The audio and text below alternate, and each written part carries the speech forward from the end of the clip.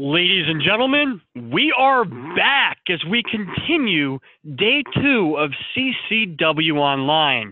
We hope you had a great chance to network and engage and download content and learn about practical solutions in the exhibit hall, because now we're going to shift to a very content-focused discussion, one that's really predicated on action and really mindful of the need for a multi-dimensional approach to the idea of agent engagement and building culture and driving performance.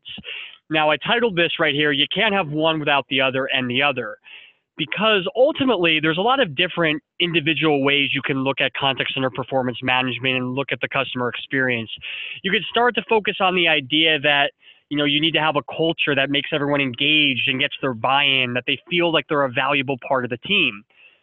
But it's important to remember that that can't just be about making them feel good and like coming to work. That's obviously important, but at the end of the day, you need to perform. So if you can't drive productivity with your culture, it's not sufficient. But it's also important to understand how you define productivity. Productivity, yes, of course, you want to be efficient. You want to think about the business outcomes. But in today's world of customer centricity, you also have to care about what the customer really wants. If your productivity is defined without considering the voice of the customer, it's not really productive and it's not really what you're looking for. And so whether you're primarily focused on culture, agent engagement, training, performance, you're ultimately responsible for everything. You need to make sure you need to remember that you can't have one without the other and the other. So today's speaker is going to be someone who is very interesting on our part, because not only does she look at the entire customer experience strategy, and not only does she manage a great contact center environment, but she does have a training component to her role as well. And so when reaching out and thinking about who would be a great fit to discuss this session, Shauna really seemed like a great idea for me, because she has to really balance those ideas of thinking about when you're training your agents, when you're building performance, how does that tie into the overall objective? And so we're thrilled to have you. So how's everything going? Great. Thank you so much. It's great to be here. Absolutely. So I'm going to jump right in. We have a lot of topics to get through. And so before starting everything, though, I want to know, we've spoken about this a little bit before, but obviously you do have a VP role, kind of a senior leadership role within your contact center environment, but you also have a training component to it too. So maybe you can provide our listeners with a little bit of background about what you do, what you look at when it comes to training, and what you look at beyond training in terms of contact center strategy. Yeah, sure. My role is a little bit unique in that I am responsible for both for the contact center and the training of our entire organization. And definitely, I come to it first and foremost from the training mindset. And the more I've gotten involved in operations, that sort of led me down this path to the contact center. A day-to-day experience for me is something new all the time. I'm sure anybody in the workforce these days, but especially executives, just are juggling 1.5 million things. But I try to take care of 2 things every day and ask myself 2 huge questions. And the first one is, how are my members, which those are our customers, our members, being taken care of right now? And how are my team members being taken care of right now? And then how can I best care for them tomorrow and into the future? And it's a constant juggling act of thinking about, is everything happening today that needs to happen? And then how can we be forward focused so that we're creating a better tomorrow for our members and our team members? Now, obviously, training specifically, there's a lot that goes into it, a lot of decisions to make, a lot of objectives to set. But it also, as mentioned, and as reflected by your role, really ties into the entire overall customer experience mix. And so I'm wondering, when you actually start to think about training, do you actually advise recruiting? Do you start to take into account how you coach and train when you're actually looking for the right employees? Is it once they start? Is it somewhere else? When kind of does that life cycle of agent training and development truly begin? It starts way before we ever get somebody into a training environment. And one of the things that I've had the opportunity to do in my organization is to sit down with a team of people to discuss how are we going to get the right people working here with the right skills in the right seats. And that does start with recruitment. And so we actually blew up our whole hiring process a little while ago. And we do, we have the typical human resources testing and so forth, but we carefully look at our employment ads and are they conveying the culture of the people that we want to bring onto our teams. And then HR does their screening, but we have 2 vice presidents who actually do all the final interviews for our frontline team members.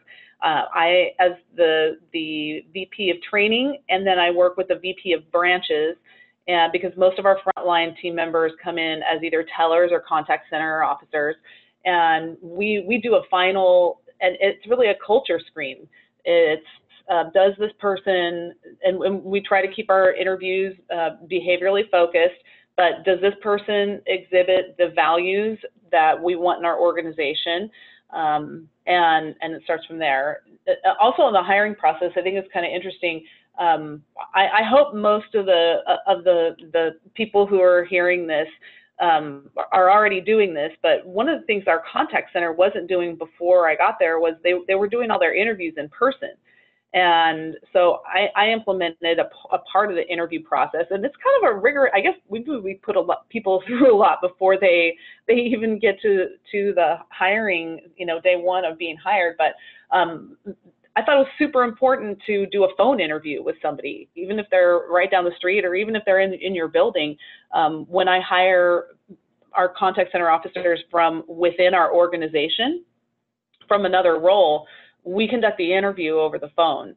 They've already passed that screening because they're a part of our credit union, but what do they sound like on the phone? And it always surprises me that there are still contact centers and call centers that don't include that as a part of their interviewing process.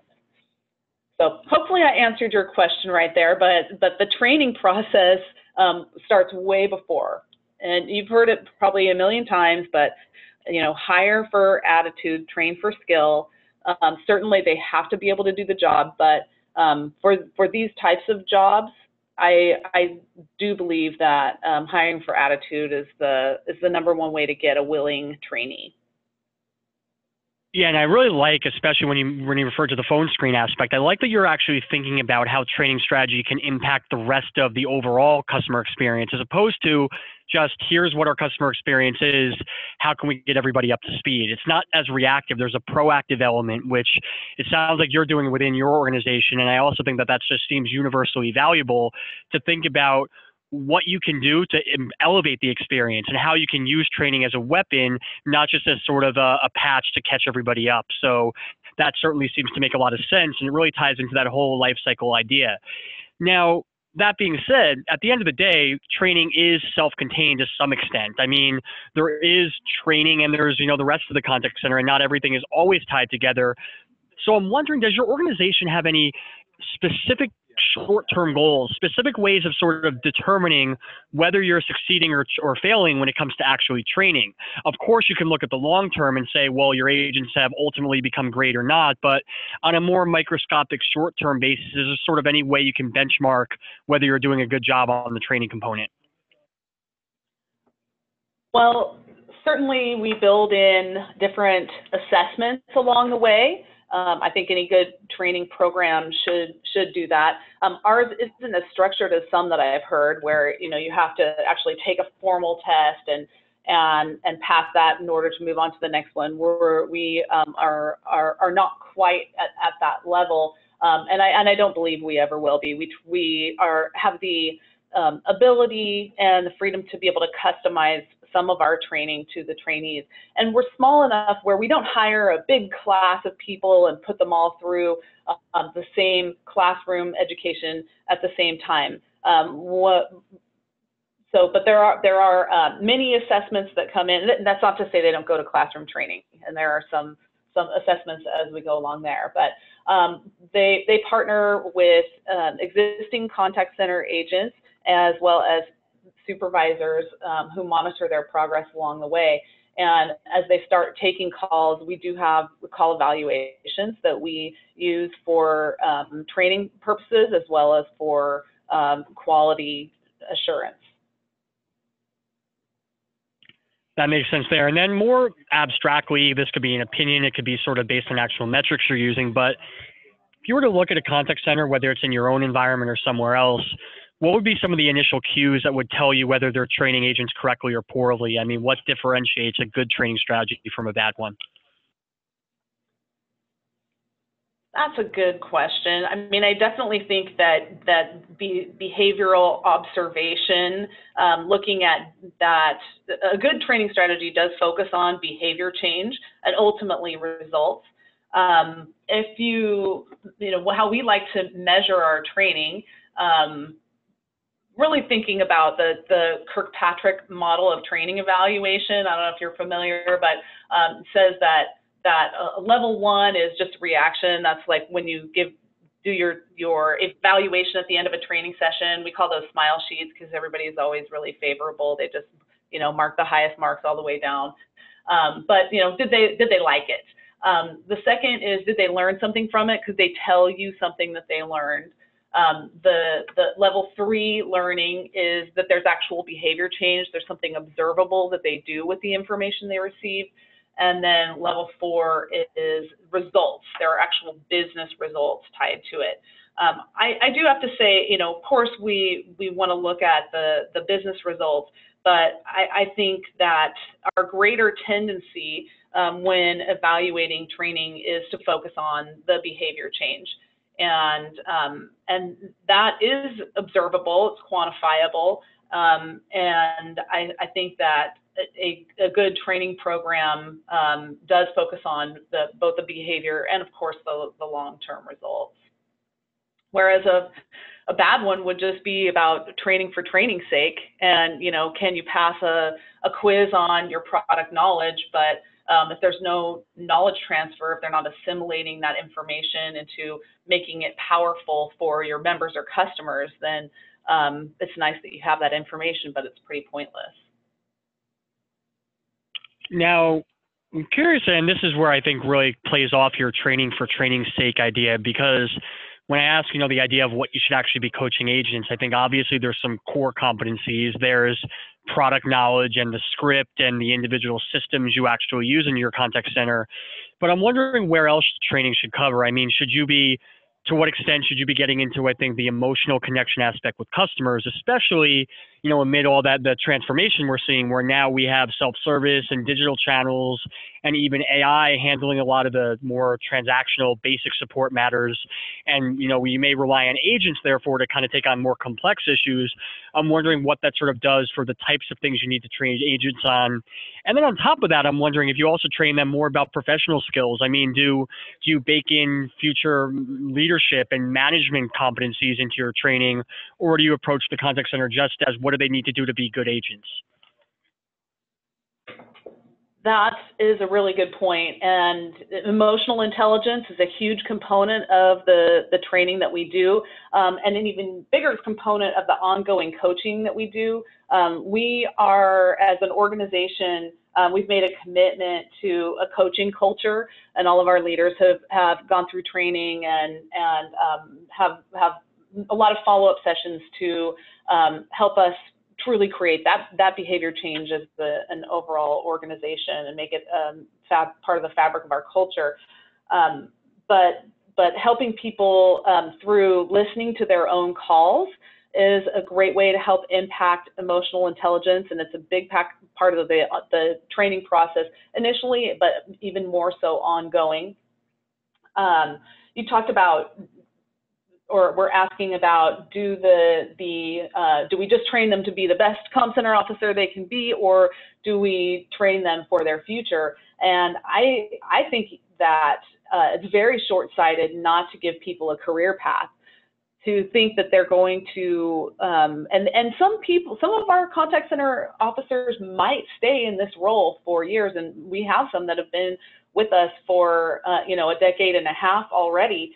And they are still in that same role, but we have been giving them opportunities to grow and learn through that, so they haven't been stagnating. And so I think that's a huge part of it. We have we call it the progression plan, but we want to pay and reward people for their knowledge, not just for their longevity. So as they they gain more skills and are able to provide additional levels of knowledge to our members and be more versatile in the types of calls that they can take, bringing on more skills, then they can move up to a level. And we just have a 1, 2, and a senior position at this point in time. Right before we started talking, I was actually in a coaching session with our contact center manager, and we're talking about building skills for team leads or backup supervisors and what that looks like. And it's not something that had been formally identified before, but it's definitely something that we want to build on, because we want people to see that there's opportunity for their future. And through adding continued skills and through coaching, I think that it's easy for them to see that is possible. It's very hard to come to work every day and do the same thing every day, and while some of their interactions with our members are awesome, I'm sure they get beat up a little bit every day by someone. And to do that over and over again willingly for years on end with no change in sight, that to me doesn't sound like a really exciting job. So I think every contact center, every call center should really think about creating career plans for people that get them working towards something for the future. There's the theory that there's only growth or decay. There's no status quo. And so you can't just say, okay, I'm fine right here. If you're not moving, if you're not growing, then you are decaying. And certainly we don't want a staff of decaying team members. That was a dismal note to lead on. So how about what we do want? We want people who are seeking growth. And that goes back to our culture. If they're seeking growth every day, then they're going to be working hard for our members, and it'll create a lot of energy and vitality and excitement in the overall organization and create an awesome member experience. I'm glad you went there, because it actually transitions perfectly into my next question, which is, I think motivating and inspiring agents to become really involved in this process. I think instead of just being passive listeners who take your training or take your coaching and try to apply it, how do you, actually get them thinking about what their experiences are on the phone with customers or when conversing with customers, and how that knowledge could actually improve training? How do you get them invested in actually kind of advising their advisors on what skill sets they need to learn, what they need to do better, what would help them from a coaching standpoint? And then lastly, actually get them motivated to want to help their peers. And if they notice someone struggling on the phone, not just kind of let that person continue struggling, but actually say, hey, here are some things I would recommend, or at least kind of let their supervisors know, here might be some topics to cover in sort of a group training environment. How do you make it so that they're not only listening to you, but kind of helping to make the training even stronger? Well, that one's easier said than done, and it's not even that easy to say. But I think, ownership, initiative, those are words that come to mind. Part of that starts with hiring people who are naturally drawn to want to make a difference. And then another huge part of it is creating an environment where people feel that their opinions are valued, where they do matter, and where there are people in leadership roles that are willing to change and incorporate all of their feedback in order to make a better organization and to help our members have the best possible experience. And then as we kind of start to, before we jump into, I think, looking at the overall performance and culture strategy, I want to sort of just ask, are there kind of elements that you think are absolutely necessary from a training standpoint? So you may have these, you may have budgetary constraints, I'm not sure, but if you were kind of creating your dream environment, do you see things like one-on-one coaching, group learning, kind of e-learning, more recording-based analytics? Are there any ingredients that you feel must be part of the organization in order to ensure the best possible training? Well, I think it's really best to have everything that you've mentioned. But I will say, e-learning is just convenient. It makes sure that everyone gets the same message in the same way. And we really we rely on e-learning primarily for compliance. But we also, there are some other things where we can introduce a topic, even emotional intelligence topics, like, having people listen to and go through an e-learning course that has examples, and especially with audio for the contact center, so that they can hear how different phrasing sounds, how different voices sound, and develop more of an awareness and more of an analytical quality to how they listen to their own voice, and understand how other people hear them. But I don't think e-learning on its own is all that effective, especially not at creating behavior change in any way. So I personally think that one-on-one coaching is transformational. I think that's truly where it's at, and that was something that we're continuing to change, but having people spend time one-on-one with their supervisor or a QA specialist. I know there are different formats that different people offer, but I think it's super important that they feel like their coach has their back, has their best interest at heart, and that they're able to provide feedback, ask questions. And that kind of goes, I think it was your prior question about getting them involved in creating the solutions. I think that coaching environment does that because they're exploring issues together, presenting ideas together, and that dialogue and discourse is what helps create new ideas and create positive change in the organization. I think call recording, we did not have call recording until about 2 years ago, and I don't know how we ever lived without it, for a lot of reasons. But I think the real power is in having contact center officers being able to listen to their own calls, and certainly all of these things have to be done, especially coaching, but even training sessions have to be done in a spirit of we all want you to be this most successful person that you can be. So what can you learn about what you've done? And more importantly, how can you apply that in the future so that you can be tremendously successful? But call recording gives the opportunity to really hear what happened, and to not only hear what I said, but also to hear how the person I was speaking with received it, because you can tell a lot by their reactions as to how they responded. What did they hear by the words and tone that I chose. And there's not many other places in life where we get that kind of direct feedback, where we can go back and look at exactly. Our memories are fuzzy, the things that are, we constantly have a million things happening, million thoughts converging all at once in our brains.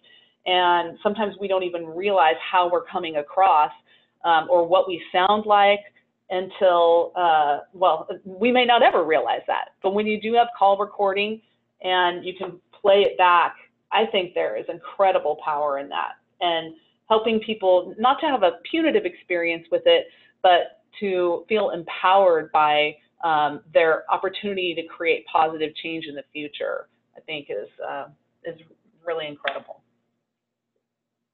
Great. So now it's kind of, looking as we kind of move into our final few minutes. Sorry, I don't know why that went forward, but looking at kind of making performance actually work for the organization, work for the agents, work for customers. So, you talked a lot about, I think, great ideas to implement training, but I'm wondering where the intelligence comes from that tells you what you need to train and what you should be measuring. How do you kind of take into account the voice of the customer when you actually decide, here's what our agents need and here's how they should be performing? Well, we try to do as much as we can to get member feedback. There are the immediate call surveys, if that's an option of your phone system. We survey our members. We send out email surveys. Some people do mystery shopping. That's not something that we currently do.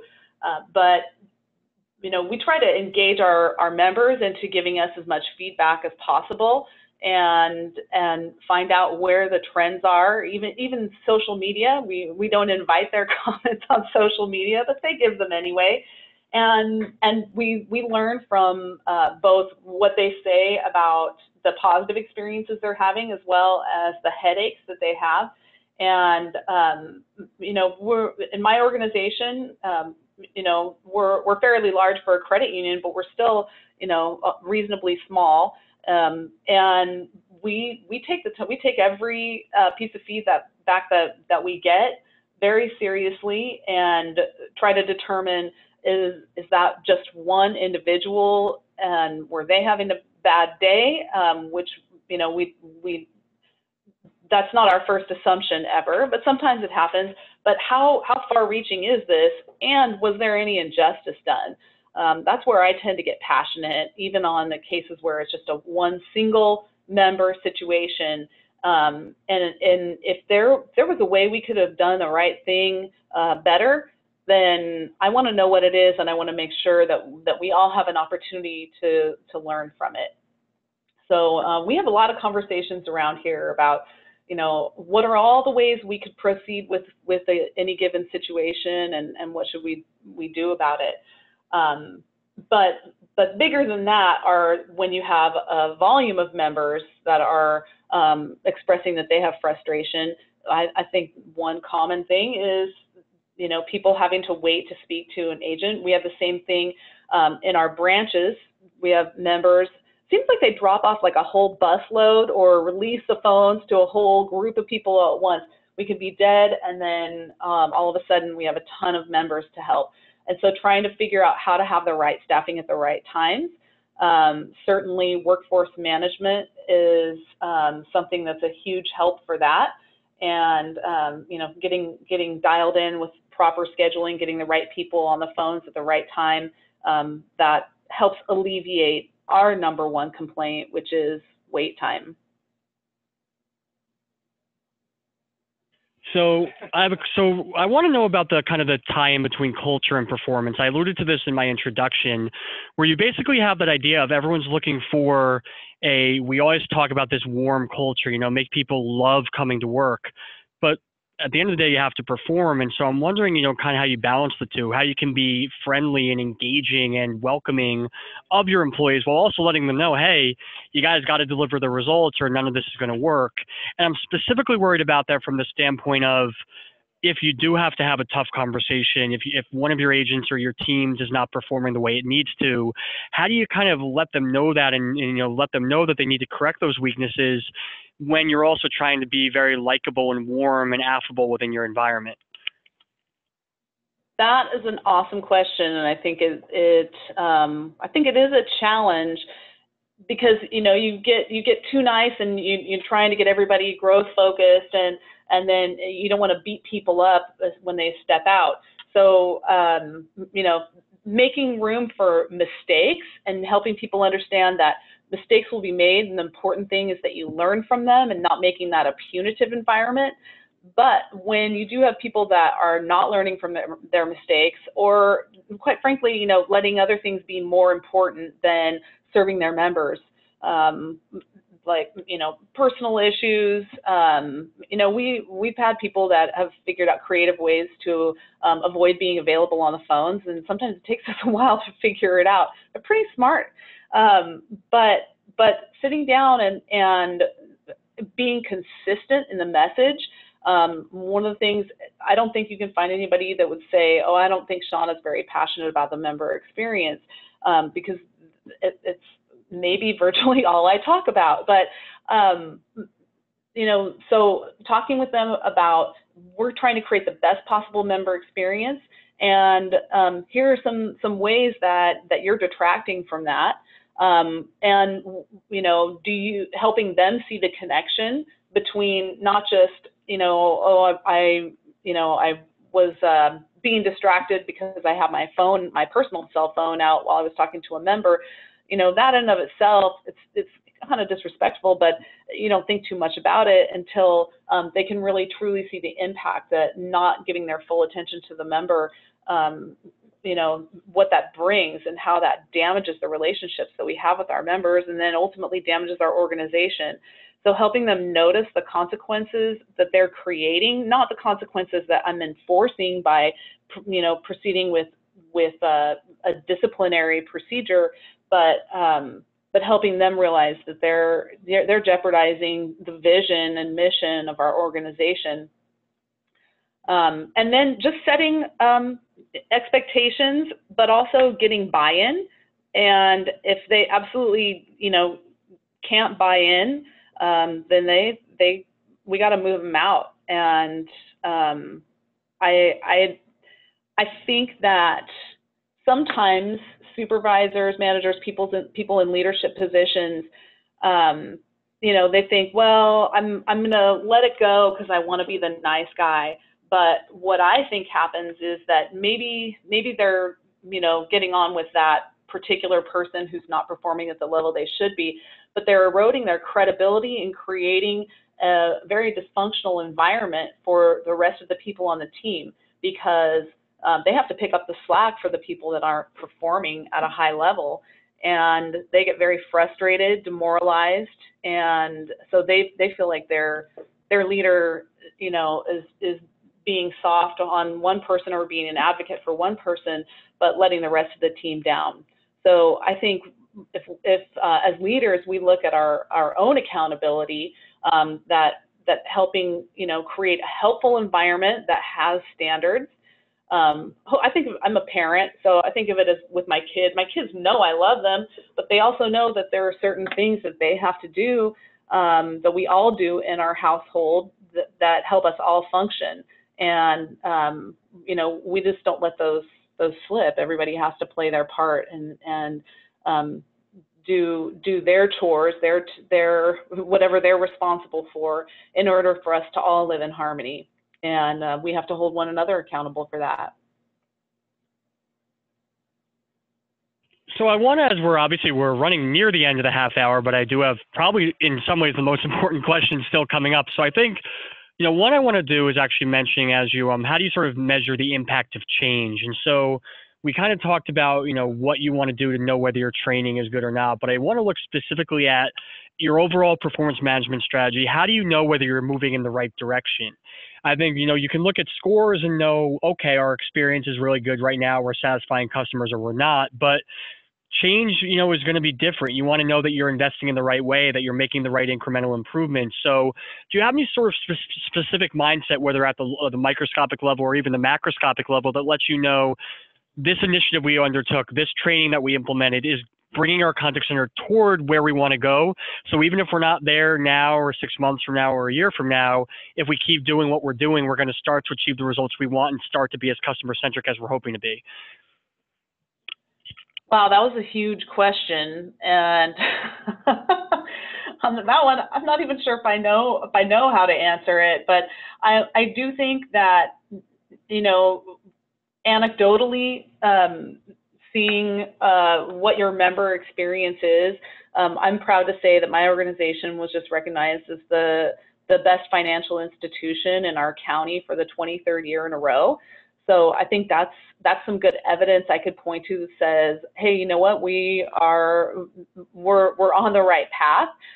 But it's not a path of just keep doing what we're doing, and everything's going to work out okay. It's a path of, okay, this is awesome. How are our members' needs changing, and how can we continue to change with them, to anticipate what their needs will be in the future and make sure we're delivering that. We also, an actual measure that we utilize, and I think is pretty common in the industry these days, is looking at Net Promoter Score. And, it's one thing for somebody to say, yeah, I'm going to be a loyal customer or member and I'm going to return to you, but for them to be willing to stake their own reputation on the line by recommending you to the people that they know, that says a lot about their trust, the trust that they put into your organization, and feeling like they know that you will give a consistent experience to everyone, no matter the circumstance. So that is a score we do put a fair amount of weight into, and looking at those responses each year. And then just monitoring our, excuse me, the feedback we get from our service surveys, and overall, just keeping a huge ear out for our members. And then a final question I have, and for those of you who read the Associated CCW Digital Executive Report on Performance and Agents, you know this, but frankly, even if you didn't read the report, you probably know this. Training and coaching almost always rank as top organizational priorities.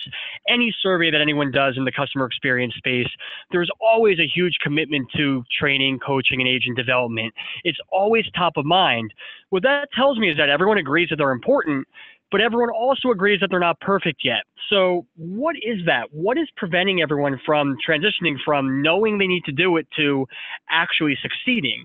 I'd imagine there's some extent to which you always want to be improving, but clearly there's probably a little bit of struggle to transition a good idea into a good action. So real quickly, if you have any tips, insights, final thoughts that can help us go from all agreeing that agents and performance are the key to success to actually here's what we need to do to tap into that and make that happen and create a great experience through our great agents. Get over yourself? I don't know. It's human nature to intellectually know that something is important or good or the right thing, but it is part of the human experience to have the emotional component, rule what we do. And so sometimes we get caught up in ourselves as a person or as an entire organization, and maybe we don't make those best decisions. If I had a tip other than get over yourself, it's to be good managers of time, create plans and systems of accountability to execute those plans that you know will have an impact on your organization, on the people who work with you, and on your customer member base, and do it. Make the commitment and follow through. That's, again, way easier said than done, but that's it. Well, that's very great advice. And I really want to thank you, Shauna, for really throughout this discussion sharing, I think, a lot of practical ideas that can help you on the mindset front, as well as helping you on the actual, practical action-oriented front. I think everything you shared will be very great from the standpoint of taking people to think about everything that goes into agent engagement. There's a training component, there's a recruiting and onboarding component, there's a culture component, there's a performance management component, there's a voice of the customer component. And if you don't take into account how everything intersects to really deliver the best possible start to finish customer experience, you might have some quick wins, but you're never going to have that big home run, that big game-changing victory that sets you up to build the kind of loyalty that you've always craved, that your competitors are never going to achieve, the kind of loyalty that puts you atop the pack, that gives you that market share, that drives that revenue, that makes you special. That comes from understanding how everything works together. And I think your ideas and your insights really reflect how organizations can start getting there. I know that I'd be confident that your organization is well on its way to kind of that outcome. And I'd imagine that anyone that puts into practice your advice will get there as well. So thank you so much for your ideas today. Thank you so much for allowing me to talk about my experiences and ideas. I really appreciate it. Great, and we appreciate your time. And of course, we are out of time, so that means we won't have any time for questions, but definitely send those through. We'll make sure that any of those questions go ahead to Shauna. We'll also, try and, pair you with some people who might be able to answer those within our virtual exhibit hall as well, because our goal is to make sure that you walk away with everything you need to create a customer-centric, agent-centric, business-centric performance management strategy. We'll now move on to our final session of the day. Thanks for listening to this one, and let's jump on ahead to our last topic of day 2 of CCW Online.